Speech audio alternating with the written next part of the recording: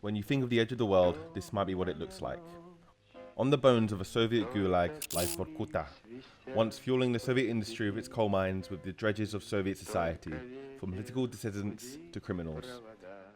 After the Gulag system ended, those who stayed for work looked for a better life, but that all changed after the fall of the USSR.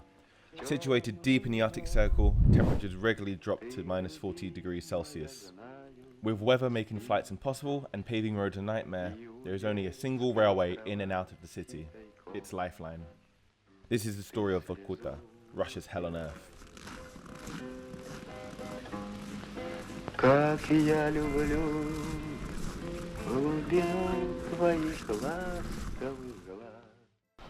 Welcome to the very north of the Russian Arctic, in the city of Vorkuta.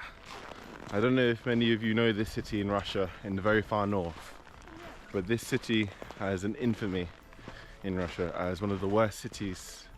Long live the first explorers, because the first explorers in the 1920s came up here and they discovered one thing that helps industry: coal.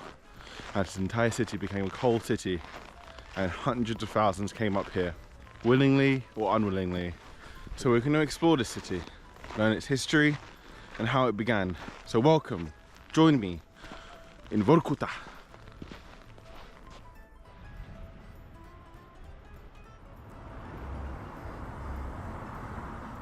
Just walking down the street in the center of Vorkuta, and it's just a boarded up little Khrushchevka where people once lived. And it's just nothing. The glass is broken out. Here we go. It says up there, Vorkuta. So if you're visiting Vorkuta, go to the Hotel Vorkuta. And one thing I've noticed in Russia, not just in Vorkuta, but 24-hour flowers. So if you're at 3 in the morning and your missus is angry at you, you can just walk here and buy her flowers and be all okay. Why does Russia need 24-hour? Because there could be any occasion. Any occasion. 5 in the morning, you forget it's her anniversary. It's her birthday, oh crap. It's 3:30 a.m. Let's go get her flowers quickly.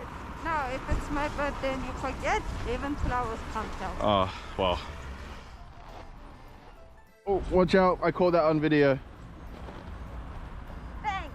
Yeah. What time is it? It's 9:30. Okay. So the best thing about Vorkuta I've seen is these little coffee shops at night. Love coffee, so let's have a look. What do you want? Извините, скажите, пожалуйста, вы знаете, это город Рудник? Поселок. Можем пойти отсюда? Да, можно либо по мосту. Oh, мосту, да. Okay.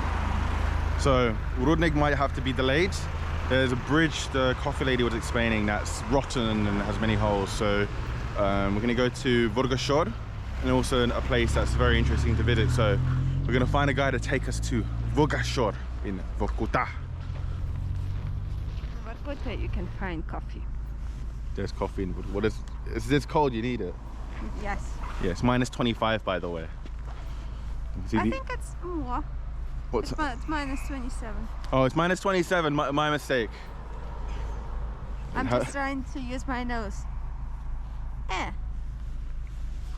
That's a minus of being in Vorkuta. The minus is you have to use your nose to use your phone. Эта погода в Vorkuta нормально. Хорошая погода. Хорошая? Очень холодно. Дубак. Это тепло. Тепло. Ой, блин. Когда метель или мороз 40 градусов, тогда прохладно. В Англии 0 градусов, очень холодно для нас. Там сыро.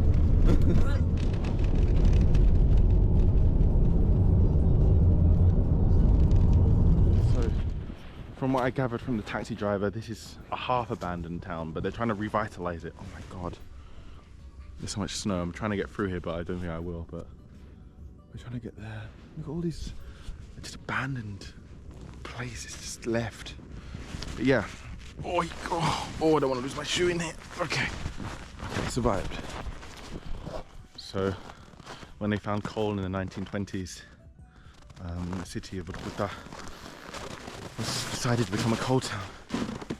Oh, you alright? Yeah. So Joseph Stalin wanted to make this a coal town to fuel the motherland, to industrialize it. And they needed workers to come up here, but not many people were more than willing to come up to the Arctic. So they forced people to come up. And the Soviet Gulag system reached the Arctic, and unwilling victims, prisoners, came here and fueled the mines.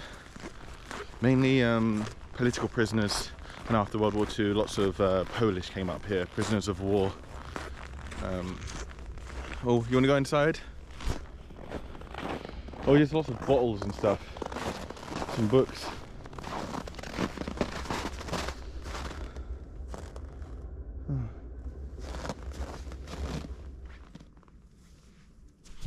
So if you ever played Call of Duty Black Ops, one of the most famous missions in the campaign is set in Vorkuta, where you try and escape the prison with the chant, was it, secure the keys. This is step one. Secure the keys. Now we take Vorkuta. What is step two? Ascend from darkness. Oh, can you get in there? Okay, we're just trying to break into this Krustrovka. Oh my god, there's so much snow. You right? I can make a hot Okay. Oi.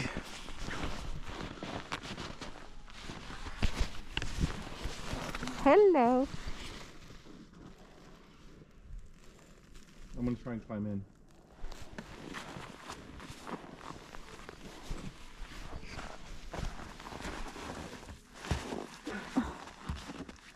Don't go inside. Why? Oh crap. Okay, there's a lot of snow and glass. Yeah, that's what I'm saying. Okay. I'm gonna try and find the door. I was thinking about going to that building. Okay, let's try. So you may be wondering, what happened after the fall of the Soviet Union? I asked a local to figure out what happened. Все, кто жил на поселке, ну, потихонечку начали закрываться за счет того, что предприятие, ну, то есть там механический завод первый был, и он старый, то есть начали крыши ломаться, то есть люди, ну, рабочих мест меньше стало, люди стали работать в городе. Людям не вариант было ходить, блядь, пешком в город. Еще первая котельная, ну, представляете, за счет того, что трубы старые, ну, то есть надо было менять всю, ну, грубо говоря, все трубы, а это вышло бы не дешево, дешевле было поселок закрыть, так же вот как советский поселок. Ну, просто, чтобы не отапливать его, да, дешевле закрыть и переселить людей в город, то есть город все равно отапливается. And also, one of the most famous Gulag revolts happened in Vorkuta. You're okay? Jesus. Don't get stuck in here.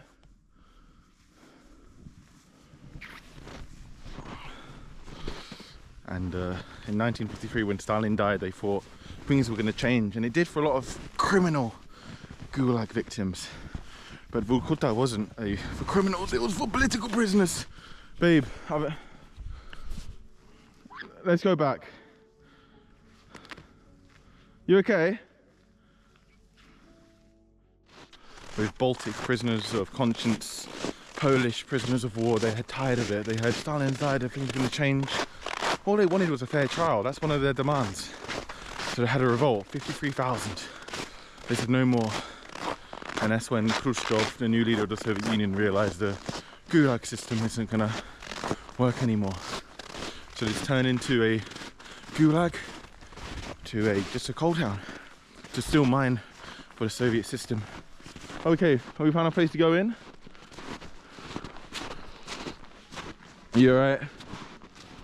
Opasna zonia pod balkony ne chodit. So don't go under the balconies, it's dangerous. So okay, let's try and go inside. Okay. Oh yeah. I think it's gonna be okay. Look at it. Oi. Oi. Oh, yeah. Okay, I'm in. Oh, yeah. Watch out, just take it slow. Okay. Made it? How are you feeling? Not now. Okay, let's go up. These don't look secure. Let's just go around the first floor. I don't wanna. So yeah. This used to be someone's house. There's a mattress. Ну и, грубо говоря, вот начали переселяться. Всех поднародников жил, должны были жить в Воронеже, вот в таких. А он намутил так, чтобы, блядь, мы бы жили в городе, а эти квартиры, которые давались нам, были распроданы. Soviet Union fell. And like many other cities in the Soviet Union, it just became to ruin. Like when I went to Latvia, I went to Liepāja, just went to ruin in the 90s and just making efforts to try and rejuvenate from that. It became from 250,000 people living here to 50,000. And when you have a population that's shrunk by 200,000, yeah, can be a lot of stuff abandoned. And this town was one of them. And it even has a Soviet sofa, Soviet bags. What is this? Interesting. Some Soviet sink drawer.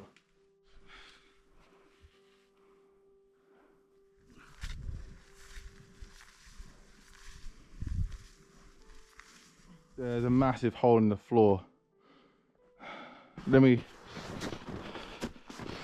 don't want to go around. It doesn't look stable, but that's a big drop as well.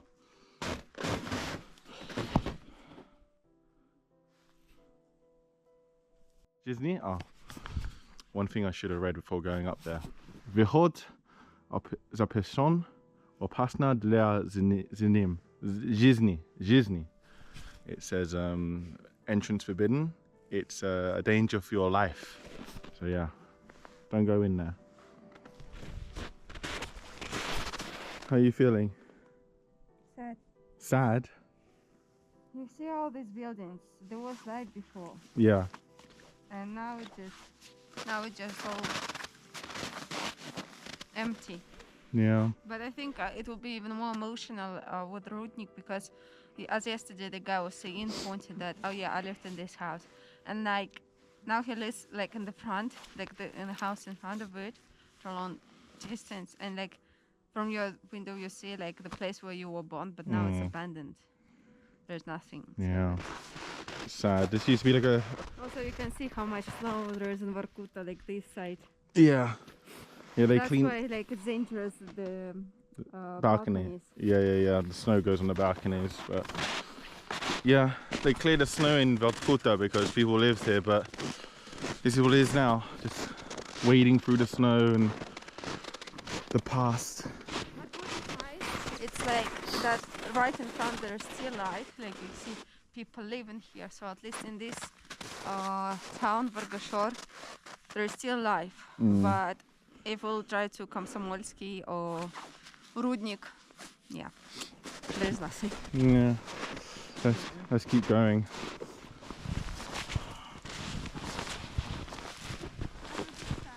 You're stuck. I'm stuck. Okay. 1 second. Let me just. Okay. Oh, I don't want to get stuck myself. Okay. Give me your hand. Okay. Oh, Yeah. Oh, wait. what are you stuck? Oh. Okay. You want to go ahead of me? Just follow the steps. The snow's packed. Okay. Yeah, you got it.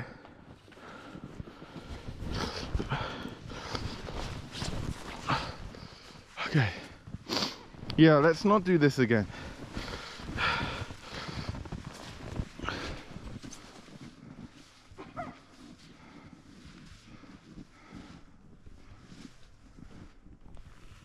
While suffering knee-deep in snow, we found out there's a town not too far from here, so let's check it out. So, over there is the Palace of Culture. Every Soviet city would have a palace of culture, which is that like a town hall? It's like the place where all the cultural events are going on. People can like have concerts there, some events there. So that's the name. Yeah. Pochodzisz pingwin tam. Иди в баню. Вот сегодня прям иди в баню. Называется пингвин. Пусть там пингвин.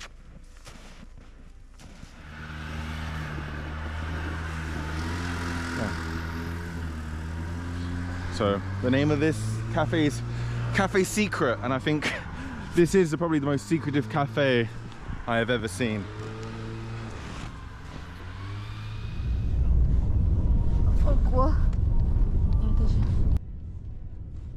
While exploring the bones of Vorkuta, we decided to make our way to the most infamous town, Rudnik. There's only one way in via the bridge, or a 5-kilometer hike in minus 30 degrees temperature and knee-deep in snow. It's the most difficult to get to, and on the foundations of the Gulag itself. We will try and make our way to its ruins.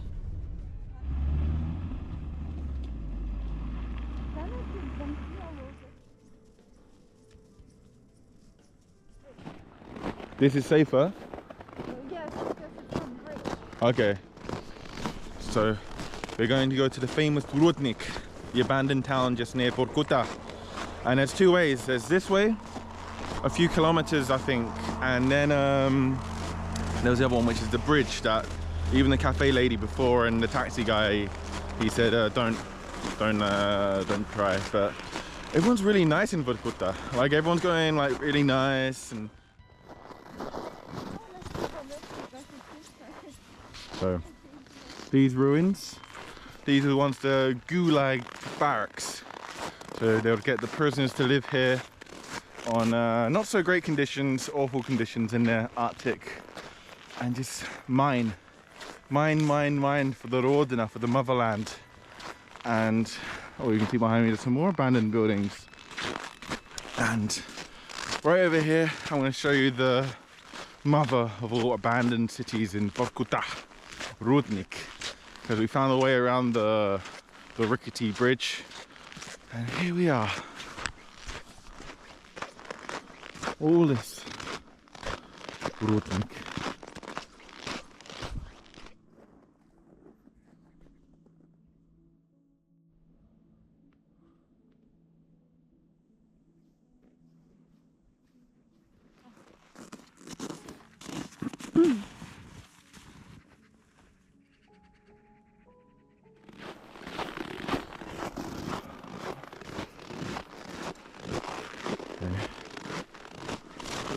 There's so much snow here that I don't think I can even get to these Kustrovkas. And the guy yesterday said it's really dangerous with like floors falling through. Like you see, like their roofs are just destroyed. And there's the infamous bridge they said not to cross because it's broken. And to be fair, that's a high drop. If that falls through with us, we'd be dead. And there's a river at the bottom that's iced over, so we'll just fall in if we survive. So, yeah.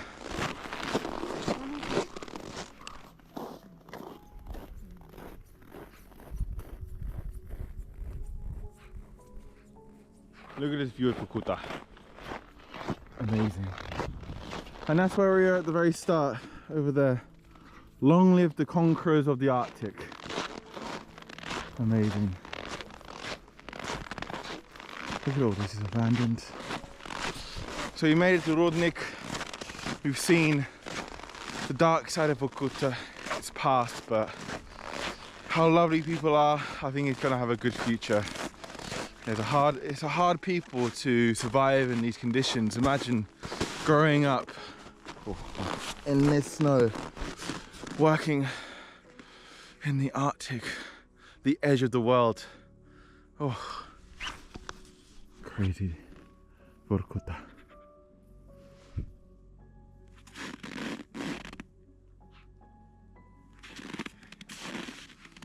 Rudnik. Despite it just being 1 PM, the sun was setting fast and the temperature was dropping.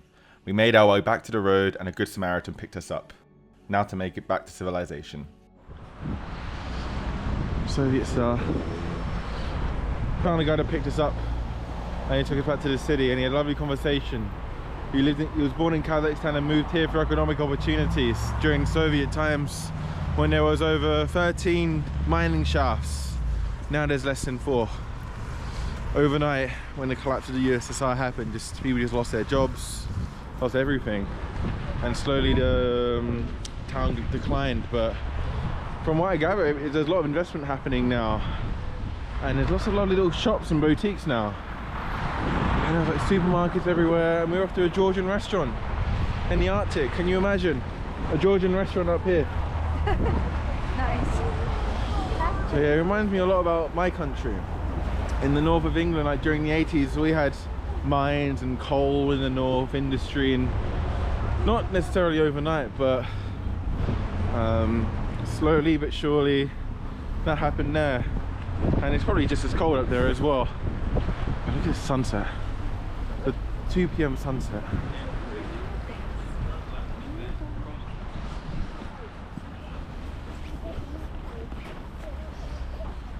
It's minus 27 and they're just out there selling shoes. It's probably freezing out here. I don't know how they can handle it. I've been to Siberia, I've been to many cold places, but this place is on a whole other level. You'd think 7 o'clock, you know, sun setting. It's just 2 o'clock. It's 2 o'clock and it's almost night time.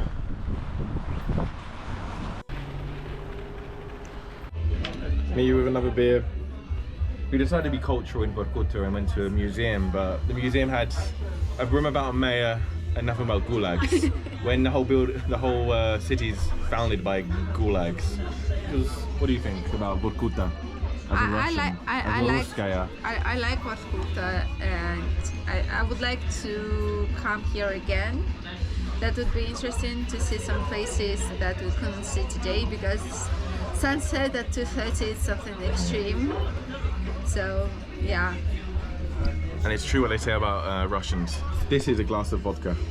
It's not. It's water. Actually, it's very healthy water. Healthy water in Russian means vodka. Anyway, I'll stick to classic booze. So, cheers. Spasibo Vorkuta.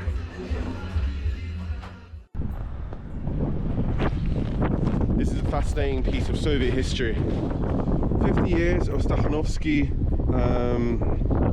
50 years of Stakhanovsky Движению, 50 years of Stadanovsky movement. He was a Soviet miner here in Vorkuta, and he made the movement of work harder for the greater good, to make more for the country. And well, during Soviet times, that's a pretty cool idea, you know, work harder. And yeah, now he's got a lovely monument in his name of working harder for the Soviet Union. And it's very cold. Oh, so much snow. Oh, whoa, bloody hell. And the sunset, actually no, it's not a sunset, it's sunrise.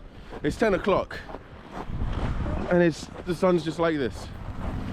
And there's another Soviet bus, some Soviet Khrushchevka, Soviet flats,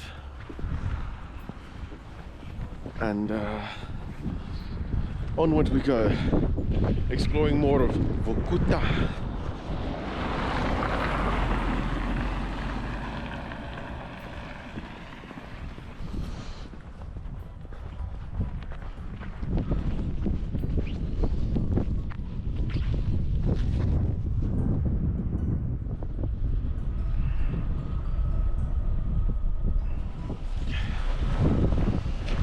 Back where it all began, Vorkuta Vokzal, Vorkuta train station. Had a great time in Vorkuta in minus 27, but time to return south. So Shashlivo Put, as they say. Have a nice journey.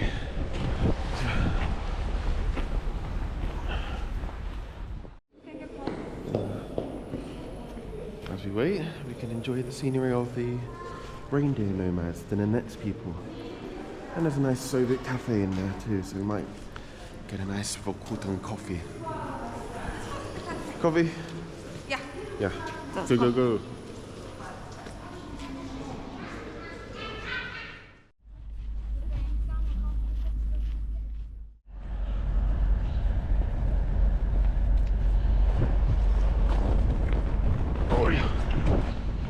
As we took the train out of Vorkuta, we reminisced on the lovely people we met.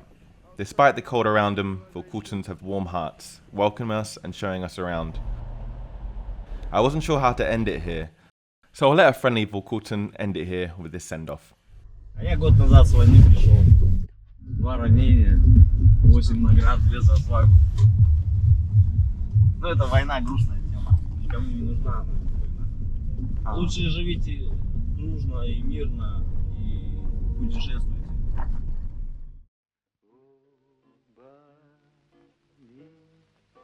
Темная ночь разделяет любимая нас, и тревожная черная степь пролегла между